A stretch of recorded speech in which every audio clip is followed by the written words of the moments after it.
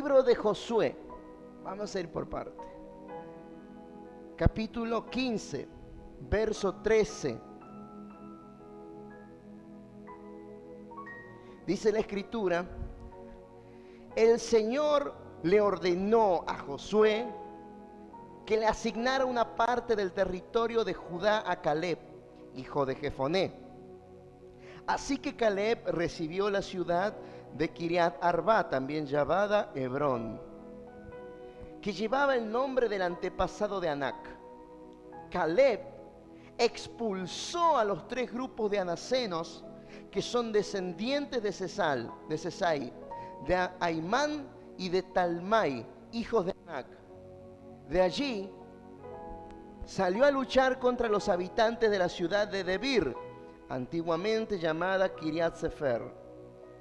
Verso 16, Caleb dijo: daré a mi hija Axa el matrimonio al que ataque y tome Kiriat Sefer.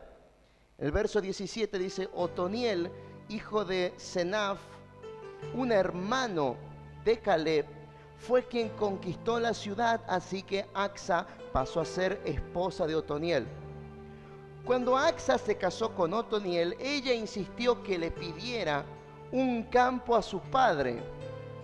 Mientras ella bajaba de su burro, Caleb le preguntó: ¿qué te pasa? Y ella contestó: concédeme otro regalo.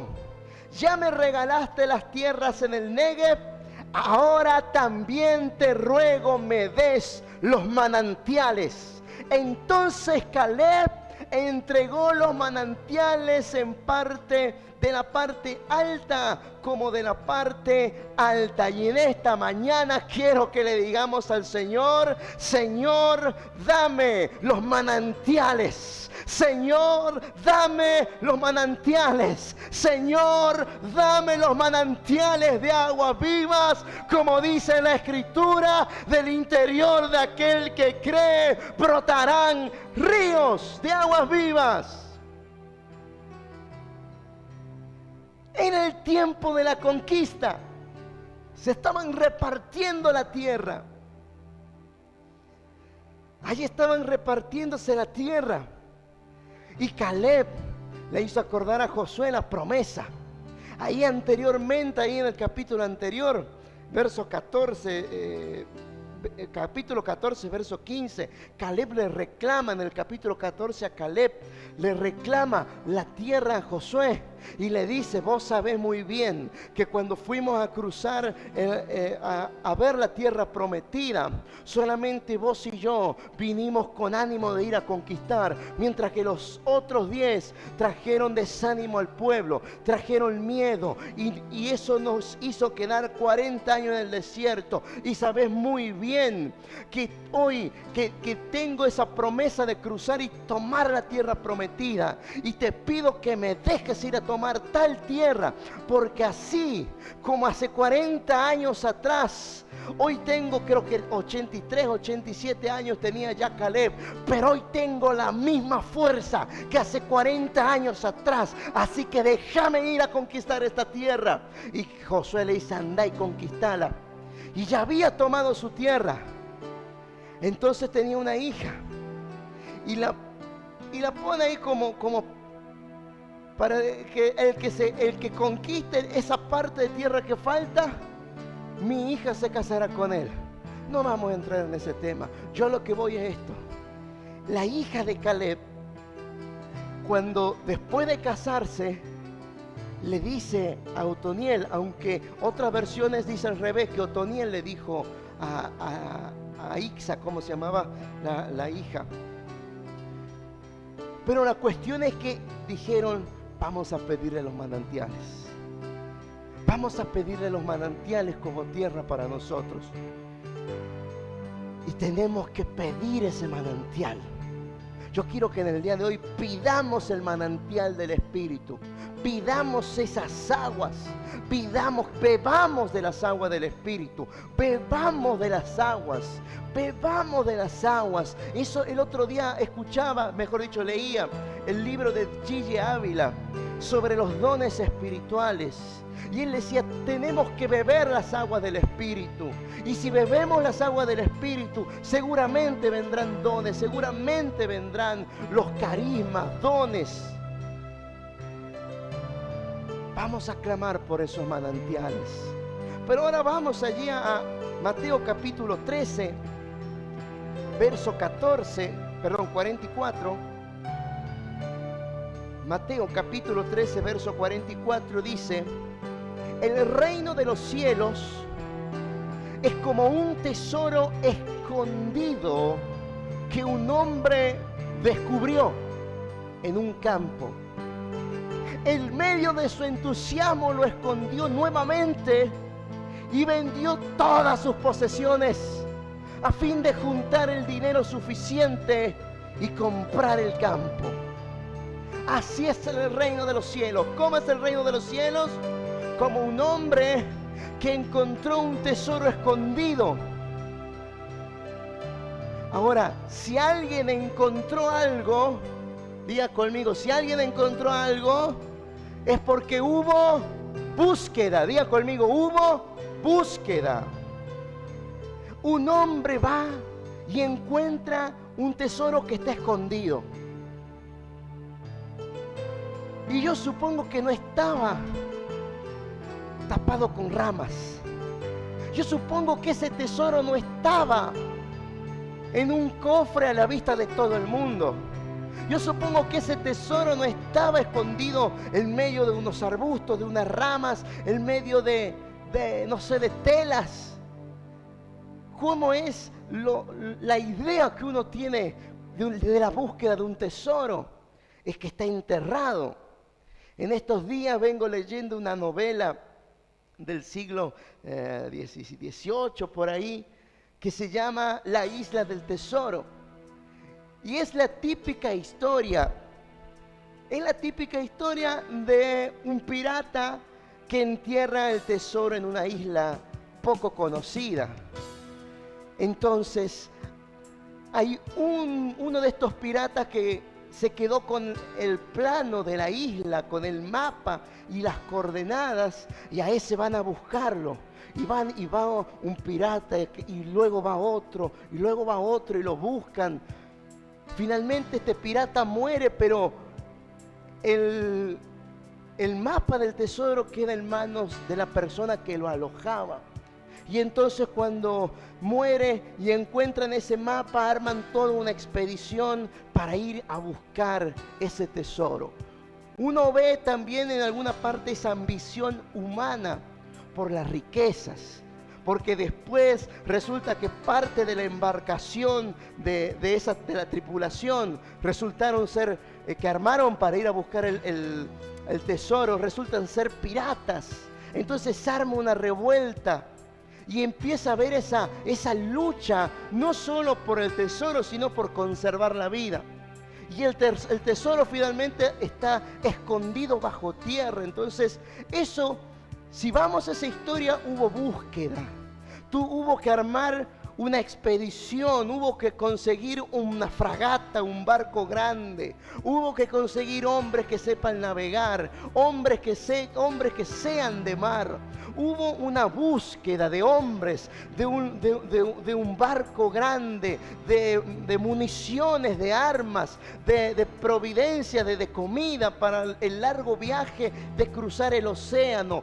Hubo una búsqueda en medio del océano, gente navegando con el timón. Hubo una búsqueda hasta encontrar la isla, y cuando llegan a la isla empieza la búsqueda por tierra y empiezan a ver el mapa, a dónde está el tesoro. Entonces, para encontrar un tesoro, ¿qué hay? Hay una búsqueda, hay una búsqueda. Entonces aquí dice, el reino de los cielos es como un tesoro escondido.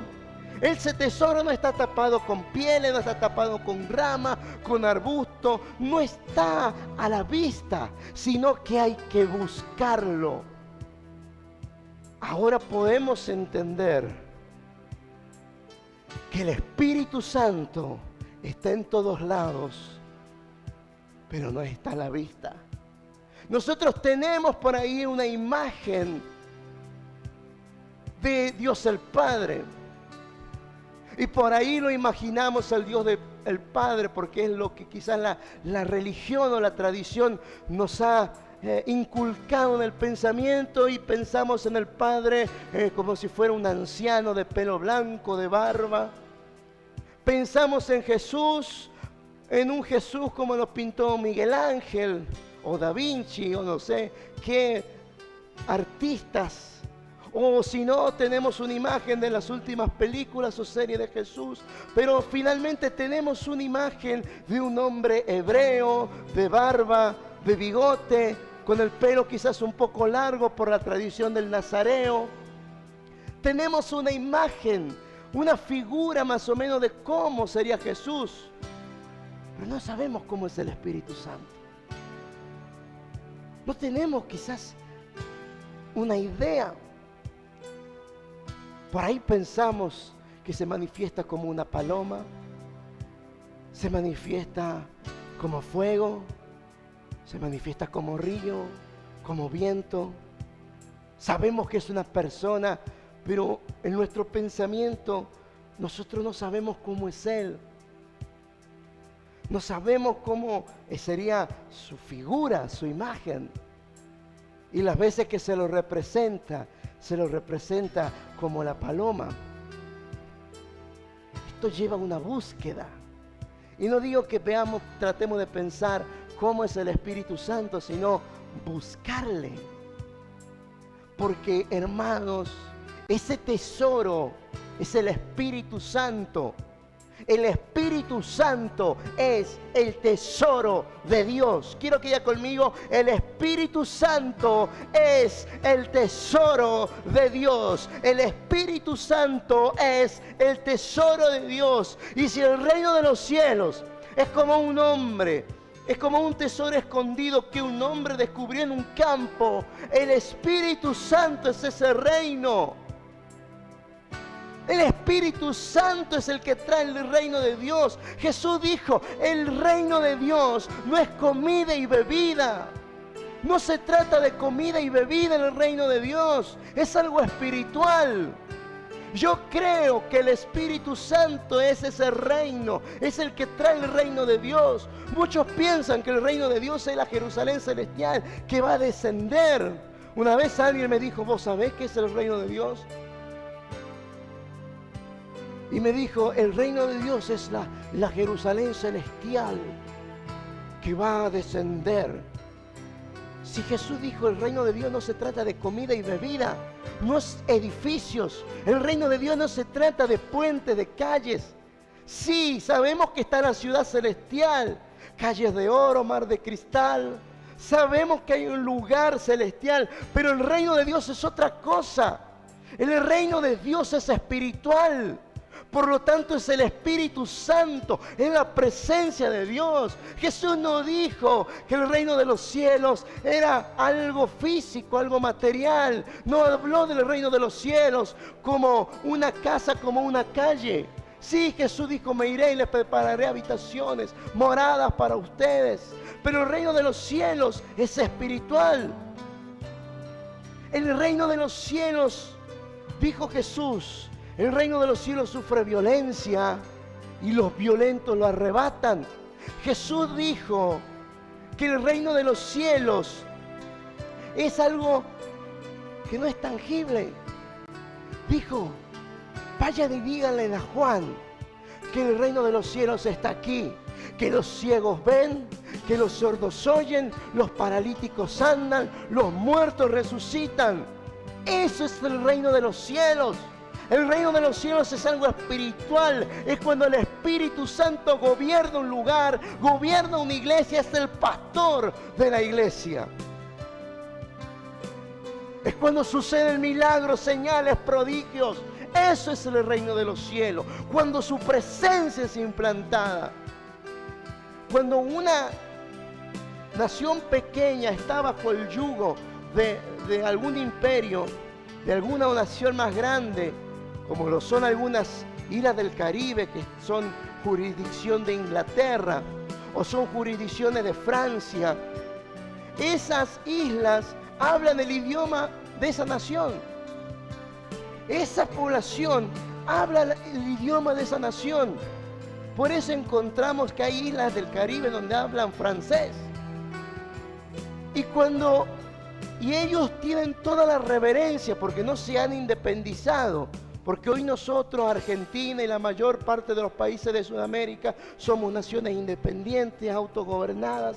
Pero antes no era así, antes dependíamos de España. Venían los ingleses a querer conquistar estas tierras. Hubo guerra, hace poco fue el Día de la Soberanía, en donde se celebra lo que fue la batalla de Obligado, lucha contra ingleses. Pero estas islas hoy en día siguen estando bajo el yugo de ese país, llámese Inglaterra, llámese Francia. Y ellos respetan esa patria, respetan esa bandera, esos símbolos patrios, cantan ese himno, hablan ese idioma, tienen esa moneda probablemente. Son naciones que honran. Entonces, y cuando viene un embajador, ese suelo es suelo inglés, ese suelo es suelo francés o de la nación que sea, pero ese suelo es suelo no de esa isla, sino de esa gran nación.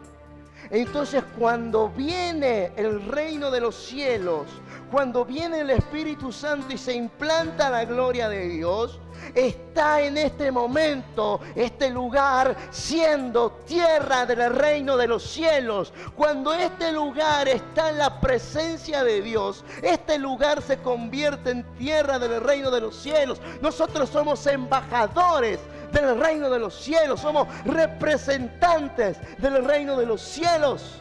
Lo único físico que puede haber quizás, pero este suelo se convierte en tierra del reino de los cielos.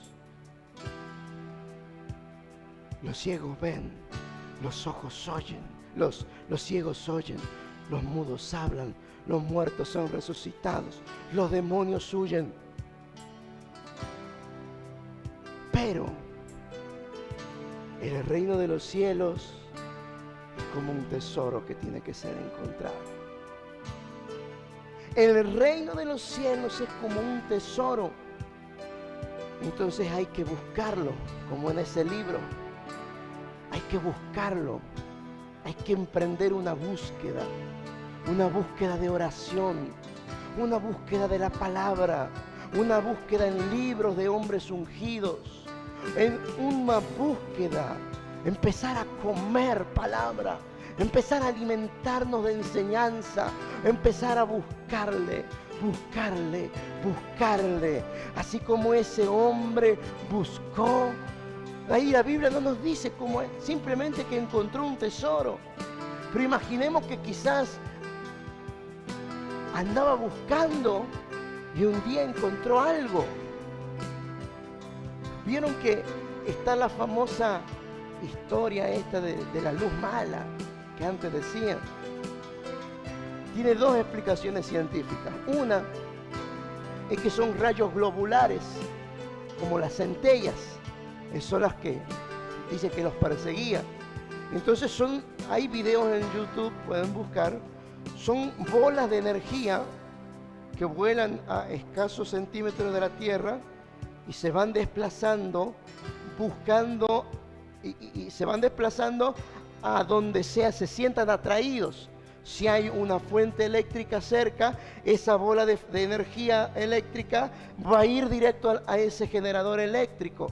Por eso, y si está cerca de una persona, esa persona puede llegar a atraer ese rayo globular, es una bola de energía.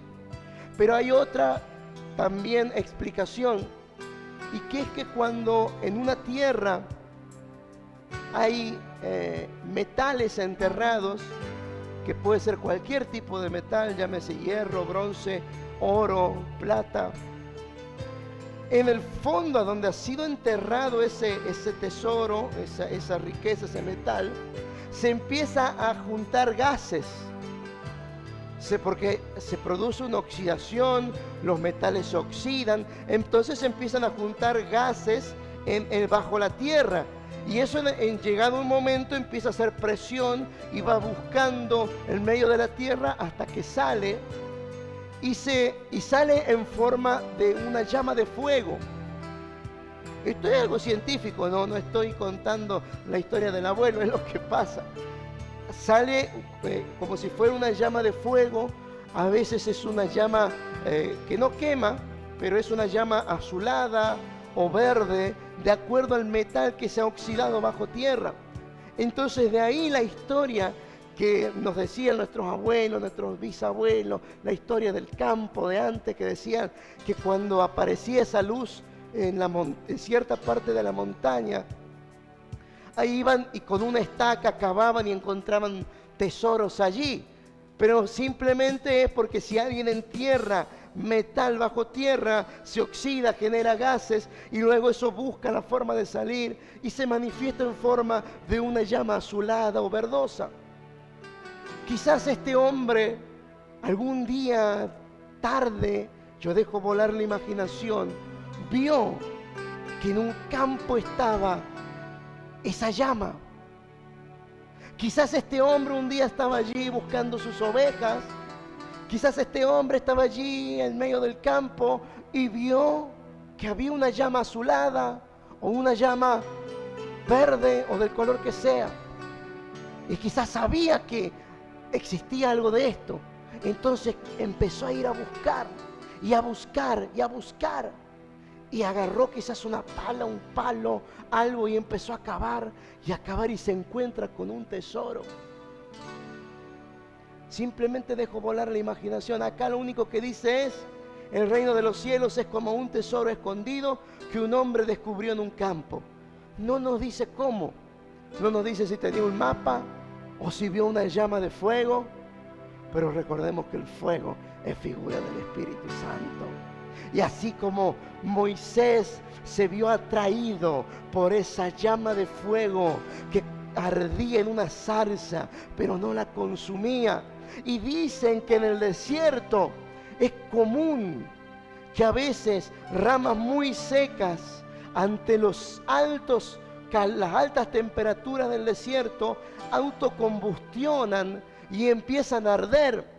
Entonces probablemente Moisés al principio habrá visto ese arbusto quemándose y habrá pensado: es otra zarza más que se está consumiendo por el calor. Pero veía, quizás ese fuego duraba poco, consumía, supongamos que era un arbusto, que ya era una zarza, que estaba seca, no iba a tardar mucho en quemarse. Entonces Moisés de luego se da vuelta y vuelve a ver que esa llama seguía ardiendo. No era un fuego así nomás, la llama seguía consumiendo. Mejor dicho, seguía ardiendo, pero no consumía la zarza. Eso llamó la atención de Moisés. Y entonces Moisés dijo: ¿qué pasa acá? Y va y se acerca a esa zarza, a ese arbusto que estaba ardiendo en fuego, y él vio que no se consumía.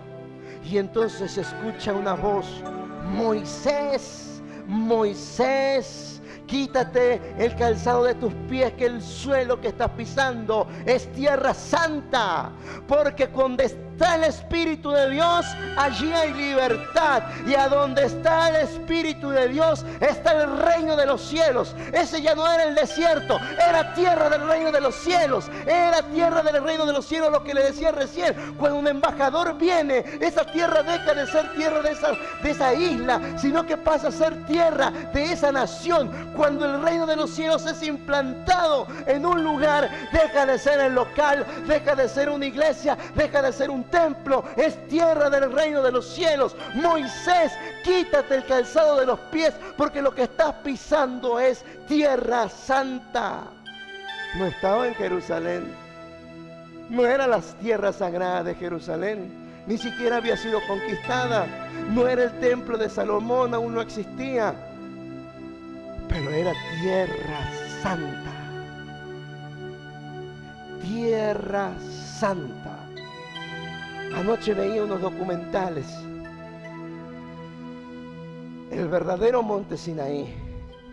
Porque hay un supuesto monte que es el que tradicionalmente se le ha llamado el monte Sinaí, que creo que está en Egipto, en medio de muchas montañas.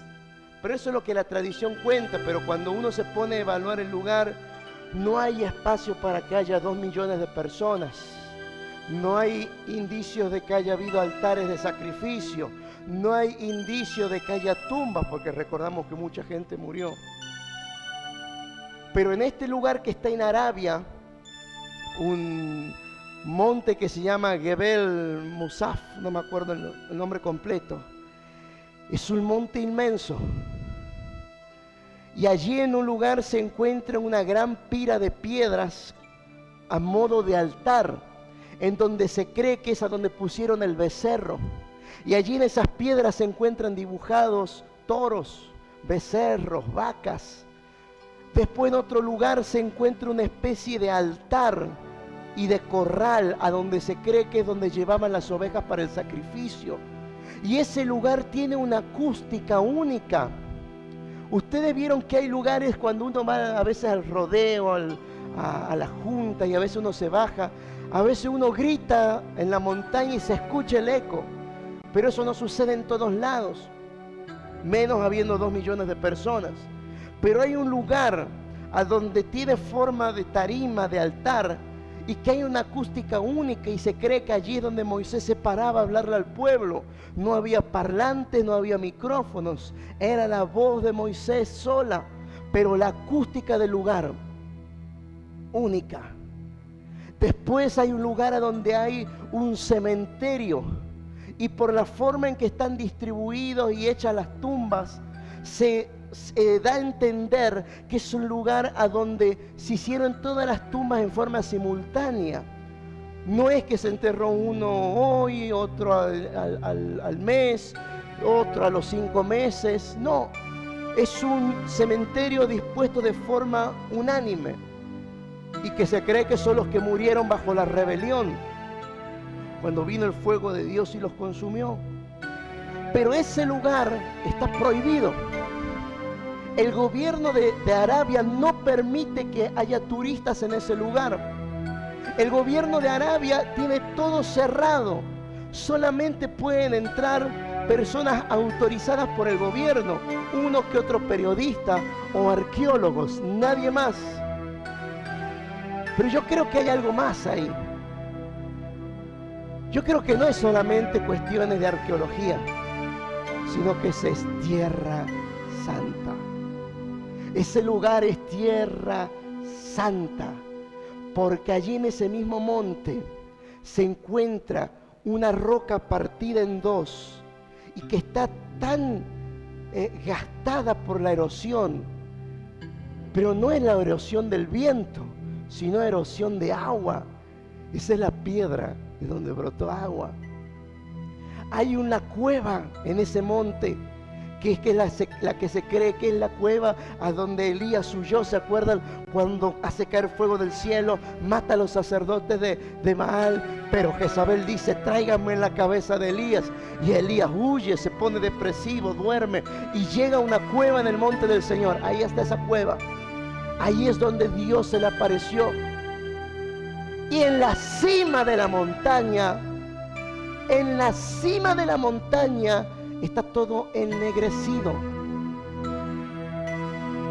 Hay tierra quemada, rocas que están derretidas, hechas carbón, como si fueran roca volcánica. ¿Cómo puede suceder eso en la cima de una montaña? ¿A quién se le ocurre quemar la cima de una montaña? Fácil es que se queme abajo. O quizás, pero en una montaña que es pura roca, porque no es una montaña como las de acá, con árboles, con arbustos, no, es una montaña de roca pura. ¿Quién va a ir a quemar en la cima de la montaña? Pero eso es lo que ocurrió en Éxodo capítulo 19. Y al amanecer del tercer día, la gloria de Dios amaneció sobre el monte como un fuego que consumía. La gloria de Dios estaba, ese fuego de Dios estaba consumiendo la cima del monte Sinaí. Ese lugar es tierra santa. Ese lugar ha sido tocado por la gloria de Dios. Y a donde está el Espíritu de Dios, allí hay libertad. Y a donde viene el Espíritu Santo, allí viene el reino de los cielos. Su presencia, su gloria llena ese lugar. La hija de Josué pidió los manantiales. El hombre de Mateo buscó ese tesoro, empezó a buscarlo. Y cuando encuentra el tesoro, yo me imagino que tiene que haber sido un tesoro grande. Allí tiene que haber habido miles de monedas de oro, miles de monedas de plata, lingotes, coronas, joyas, rubíes, piedras preciosas. Tiene que haber sido un tesoro invaluable, porque dice que este hombre lo volvió a enterrar, que nadie lo vea, que nadie lo vea. Y fue y lo vendió todo. Vendió la casa, vendió el auto, los burros, no sé qué habrá tenido, vendió las ovejas, los burros, vendió todo. Y con todo el dinero que consiguió fue y compró ese terreno. El dueño del terreno ni sabía que allí había un tesoro. No sabía que allí había un tesoro enterrado. Así que se lo vendió como un terreno más. Entonces este hombre va, lo compra el terreno y ahora era más rico que nunca. El reino de los cielos es como un tesoro escondido que un hombre descubrió en un campo. En medio de su entusiasmo, lo escondió nuevamente y vendió todas sus posesiones a fin de juntar el dinero suficiente para comprar el campo. Y el 45 dice: además, el reino de los cielos es como un comerciante en busca de perlas de primera calidad. Cuando descubrió una perla de gran valor, vendió todas sus posesiones y la compró. Así es el reino de los cielos. Uno lo deja todo. Pedro dejó las barcas. Mateo dejó de cobrar impuestos. Simón el Celote dejó la guerrilla. Lo dejaron todo.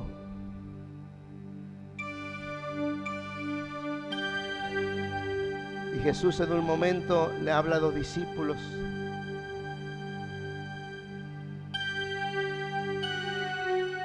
Y la multitud también, porque les dice: les aseguro que el que no deje padre, madre, esposa, hijos, casa, no es digno de mi reino. No es digno de mí. Y Pedro, si mal no recuerdo, le pregunta a Jesús: Señor, ¿qué va a ser de nosotros entonces si lo hemos dejado todo por ti? Lo hemos dejado todo por ti. Pero Jesús les responde: no se preocupen, porque los que dejan padre, madre, esposa, hijo, familia, casa y lo dejan todo por mí, van a recibir el doble. Van a recibir el doble, van a recibir el doble, el doble, el doble, el doble, el doble. Diga conmigo: todo lo que he dejado por Dios, voy a recibir el doble. Todo lo que he dejado por el Señor, voy a recibir el doble. Todo lo que dejé por el Señor, voy a recibir el doble. Lucas capítulo 11.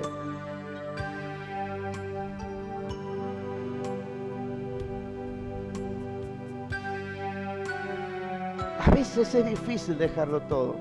Ya lo voy a leer a Lucas capítulo 11. Y en estos días veía una prédica de Benny Hinn,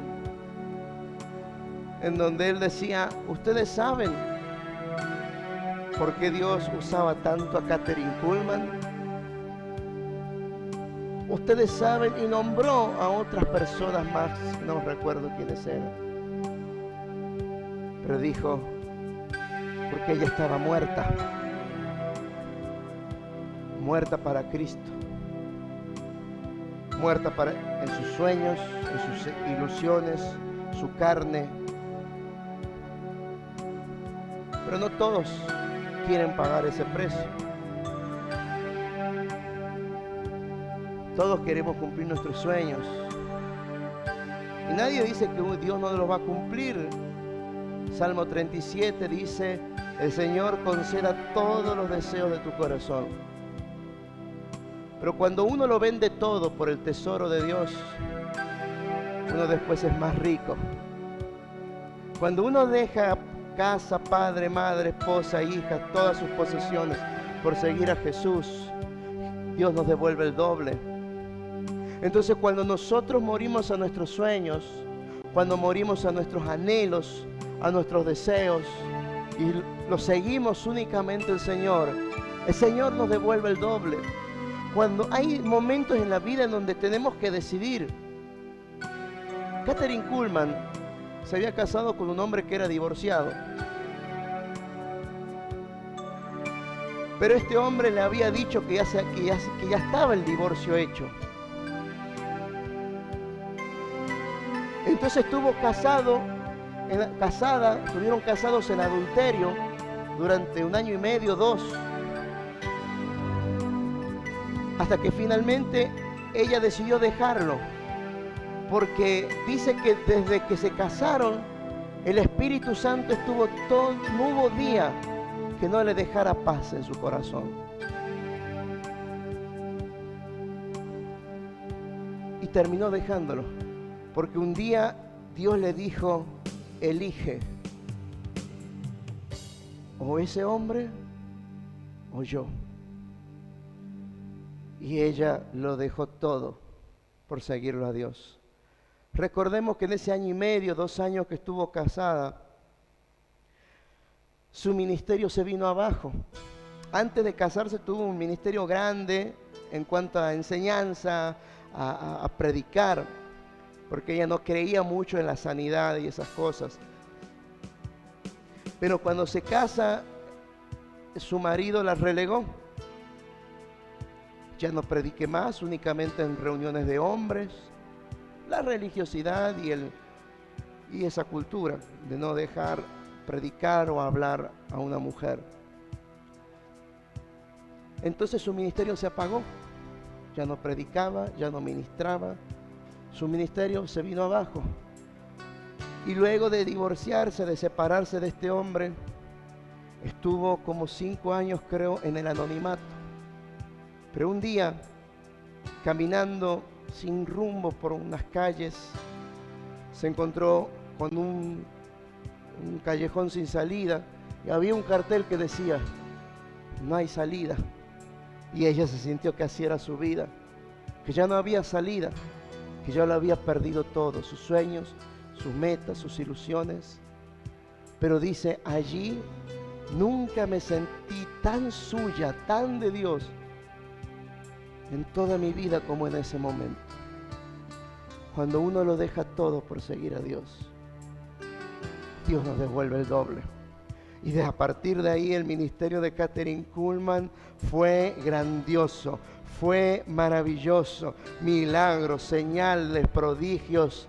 Sin necesidad de ir y tocar a la gente, de orar, de imponer manos, la gente se sanaba. Era un estadio, un auditorio, iba de ciudad en ciudad y eran auditorios grandes. Entonces ella escuchaba la voz del Espíritu que decía, alguien se está sanando en la segunda bandeja, en la parte derecha. Y ella hacía y miraba y señalaba, alguien se está sanando de tal enfermedad en aquel sector, en la segunda bandeja.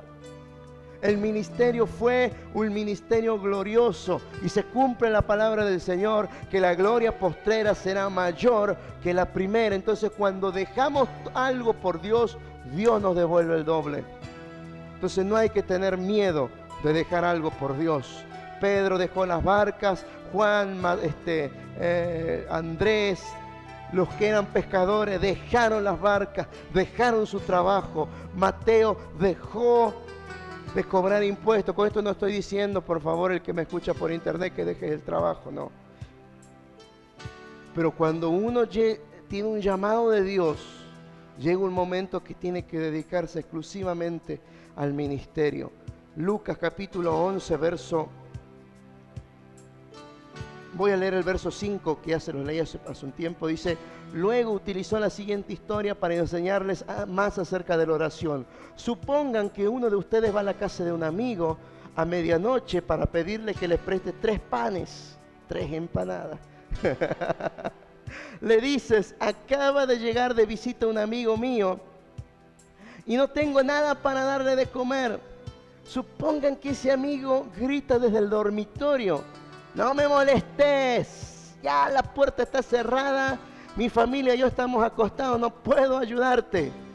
Les digo que aunque no lo haga por amistad, si sigue tocando la puerta, si sigue tocando la puerta el tiempo suficiente, Él se levantará y le darán todo lo que necesita debido a su audaz insistencia.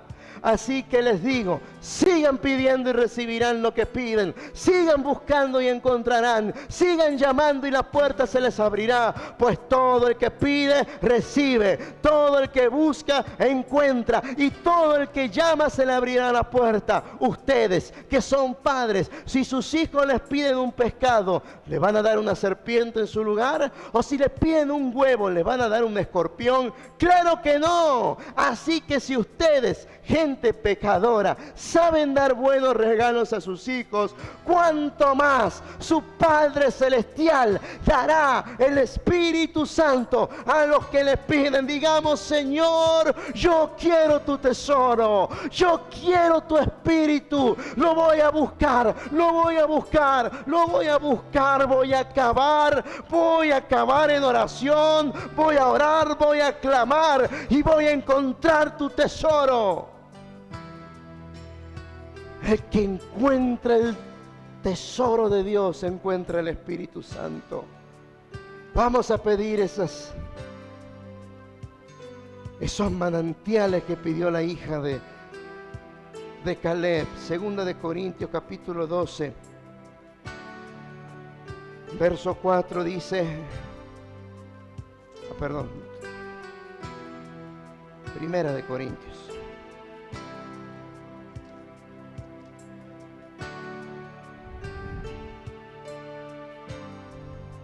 Verso 4 dice: hay distintas clases de dones espirituales, pero el mismo Espíritu es la fuente de todos ellos.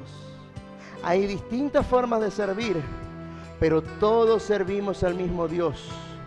Dios trabaja de maneras diferentes, pero el mismo Espíritu, pero el mismo Dios hace la obra de todos, en todos nosotros. Es el mismo Espíritu. Eso lo veíamos el otro día en el estudio bíblico. Diversidad de dones, pero es el mismo Espíritu. Y Pablo nos dice, recuerdan que leímos: anhelen los dones espirituales, procuren los dones espirituales, pidan los dones espirituales. Ahora, los dones espirituales son una manifestación de la presencia de Dios, del Espíritu Santo. Pero no podemos vivir solo de las manifestaciones. Tenemos que vivir de su presencia. Es por esto que lamentablemente muchos avivamientos se han apagado, porque se fundamentaron en la experiencia y no en la persona del Espíritu Santo. Muchos avivamientos se han apagado porque se basaron en esa experiencia. Entonces un día, una reunión, no fue quizás tan gloriosa como la anterior.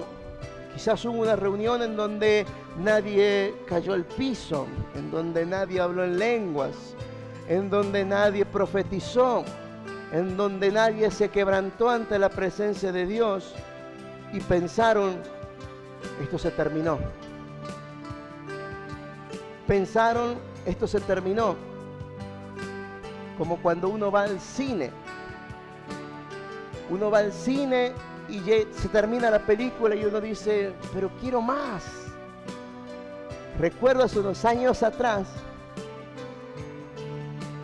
salieron todas estas películas de Marvel, de todos estos superhéroes, y para mí yo ya me sentía superado, me sentía el adulto, yo ya no veo esas cosas, pero voy al cine y volví a ser un niño de 12 años.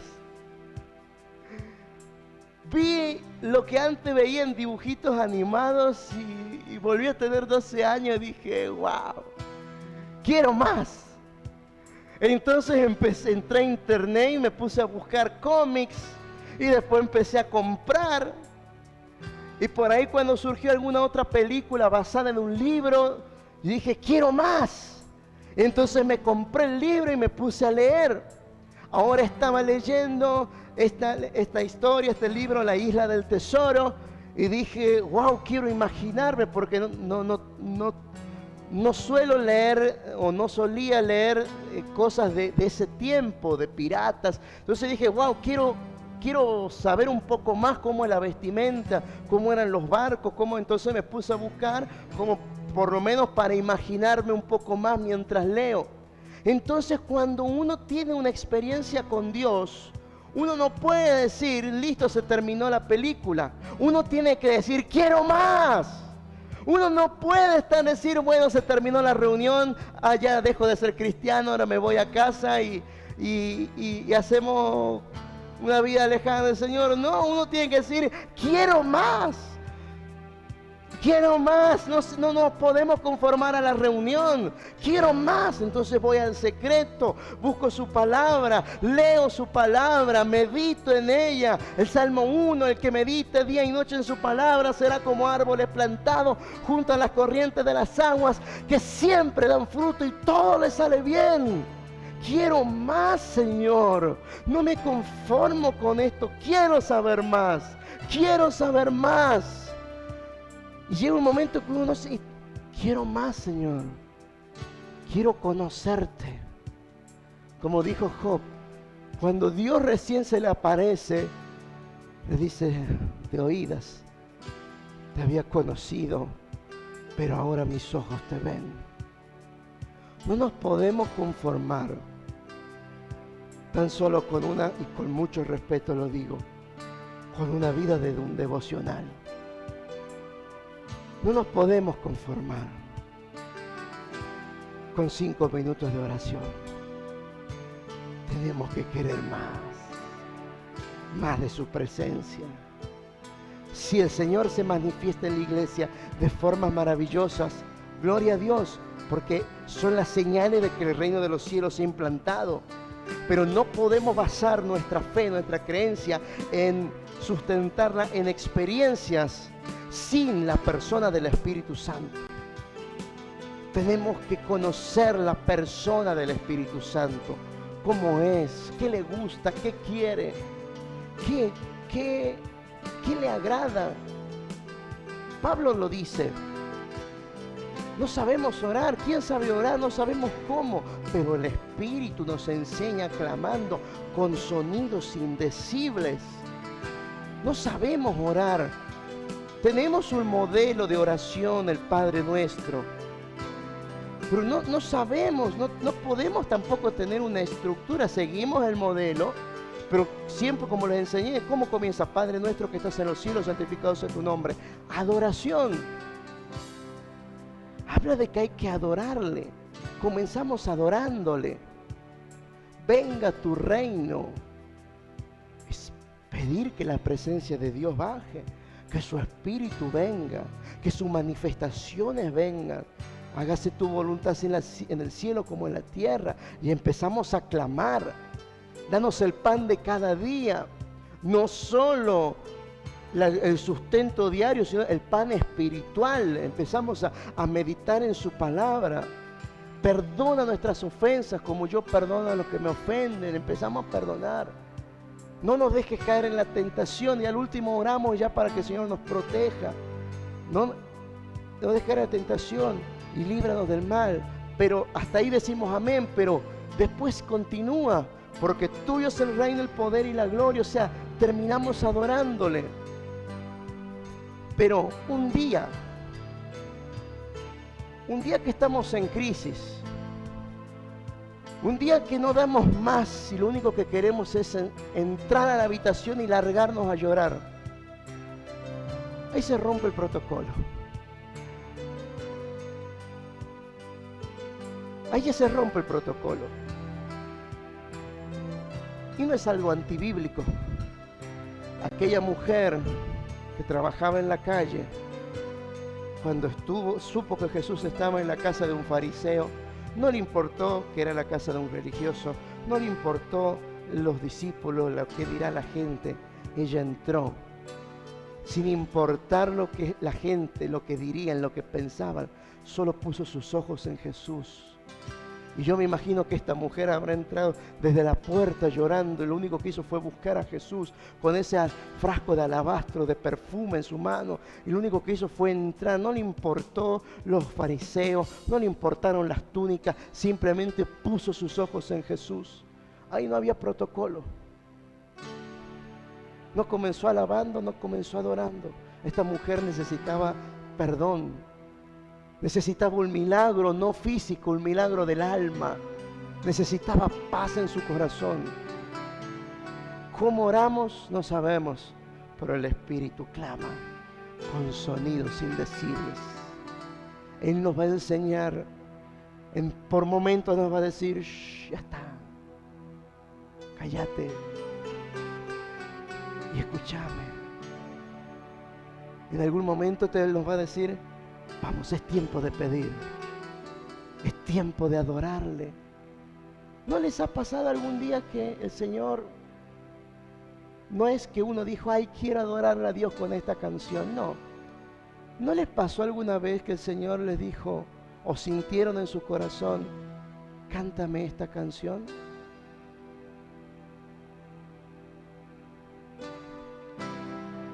Como ministro de adoración, de alabanza, muchas veces, o mejor dicho, siempre tuve que estar atento a la voz del Espíritu. También atento al pastor, a la pastora, pero atento a la voz del Espíritu. Por ahí el pastor, la pastora, canta tal canción. Y uno la cantaba porque uno sabía que estaba en esa unidad de espíritu ministrando al Señor. Pero llega un momento que el pastor, la pastora estaba adorando, se olvidó y yo ahí con la guitarra, con el teclado, ¿y ahora qué canto, Señor? Se me acabó y a uno se le pone la mente en blanco. Yo soy de los que me dicen, a ver, cántate algo, y la mente se me pone en blanco. Ahí cuando me dicen cántate algo, se me olvidan todas las letras. No sé por qué. Ahí ya me olvido de todas. Cuando estoy solo en casa digo, ah, qué linda esta canción para cantar un día con la familia. Me dicen, cántate algo, se me olvidan todas las letras. Entonces, en esos momentos, cuando uno está ministrando, uno dice, Señor, ¿y ahora qué hago? ¿Qué canto? Uno no podemos parar la reunión. La gloria de Dios se está manifestando, el Espíritu Santo está obrando. Y es ahí cuando viene el Espíritu Santo y se canta tal canción.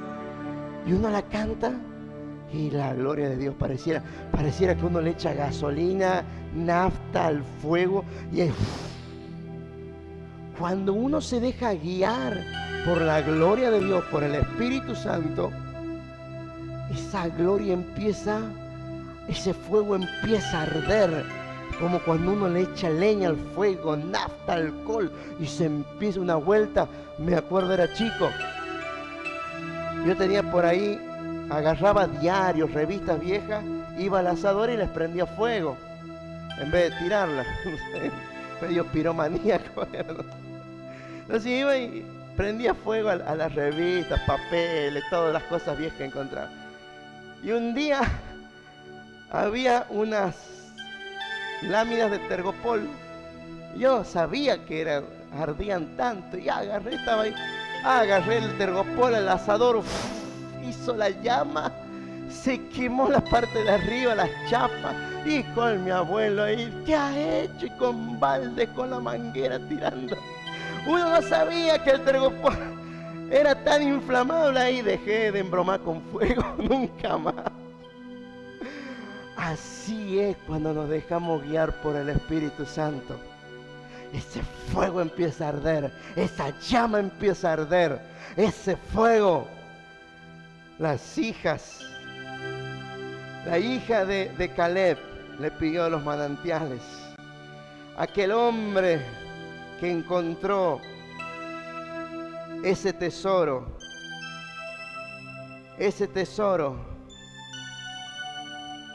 vendió todo y compró ese terreno. Aquel hombre que encontró esa perla de gran valor vendió todas las otras perlas que tenía para tener solamente esa. Es búsqueda.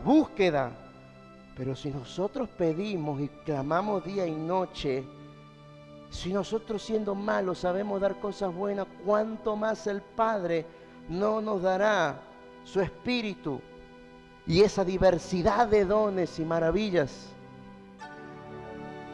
La última cita, 2 de Corintios capítulo 4, verso 7, dice: ahora tenemos esta luz que brilla en nuestro corazón, pero nosotros mismos somos como frágiles vasijas de barro que contienen este gran tesoro. Esto deja bien en claro que nuestro gran poder proviene de Dios y no de nosotros mismos. La Reina Valera que dice: porque tenemos este tesoro en vasijas de barro para que la gloria de Dios se magnifique y no nosotros mismos. Ese tesoro, hermanos, es el Espíritu Santo. El tesoro de Dios es el Espíritu Santo. El tesoro de nosotros no somos más que vasijas de barro. Y esta vasija puede tener grietas. Por eso ahí Pablo dice: para que se glorifique Dios, para que ese poder se note que viene de Dios y no de nosotros. Porque la vasija está rota, pero lo que brilla a través de la vasija es ese tesoro. Es ese tesoro. Son esas monedas de oro, esas monedas de plata, esas piedras preciosas. Es ese poder, esa luz, esa gloria de Dios que brilla a través nuestro. Podemos estar rotos por dentro. Podrán decirnos: ¿qué venís a predicar vos? Podrán decirme: ¿qué venís a predicar? ¿Qué te parás en ese púlpito a predicar? Podrán decirnos: ¿qué te venís a hacer el aleluya? ¿Qué te venís a hacer el evangélico? Ahora venís con la Biblia bajo el brazo.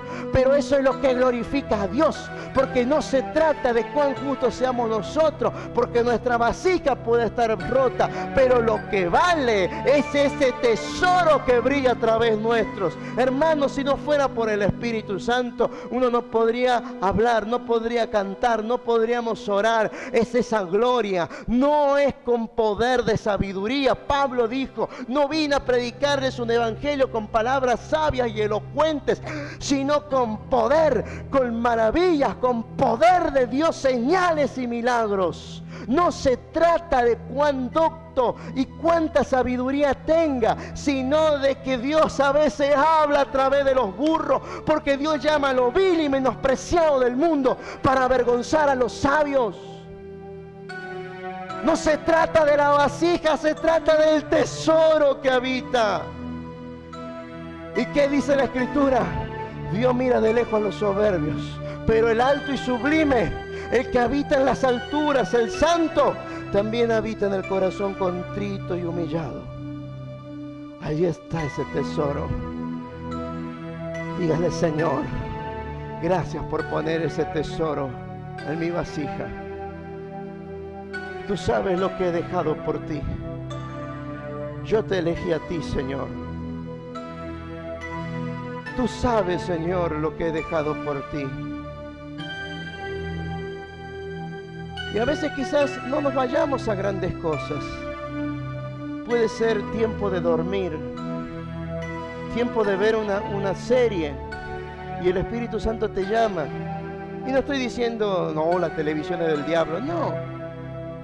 Pero por ahí el Espíritu Santo te llama a orar justo cuando comienza ese programa que te gusta. El pastor Ricardo en su libro cuenta que ellos solían ver el domingo a la noche un programa que les encantaba con la esposa. Entonces predisponían todo, iban al sillón, preparaban todo para ver el programa. Pero un día el Espíritu Santo los llamó y le dijo, ven, vamos, ¿me vas a dedicar tiempo a mí?